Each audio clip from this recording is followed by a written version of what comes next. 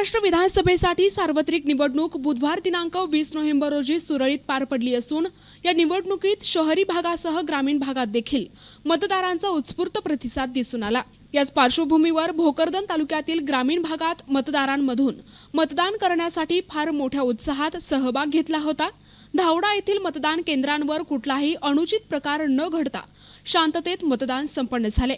यासाठी मतदान केंद्रांवर पारद पोलिसांनी बंदोबस्त ठेवून मतदान शांततेत पार पाडण्यासाठी सहकार्य केले। यामध्ये शालेय स्काउट गाईड मधील विद्यार्थ्यांनी देखील ज्येष्ठांना व्हील चेअरद्वारे मतदान केंद्रांपर्यंत पोहोचवण्यास मदत केली। त्यामुळे ज्येष्ठांना देखील मतदान करणे सोपे झाल्यामुळे त्यांच्या चेहऱ्यावर समाधान दिसून आले। प्रतिनिधी मजहर पठाण, NTV न्यूज मराठी, भोकरदन, जालना।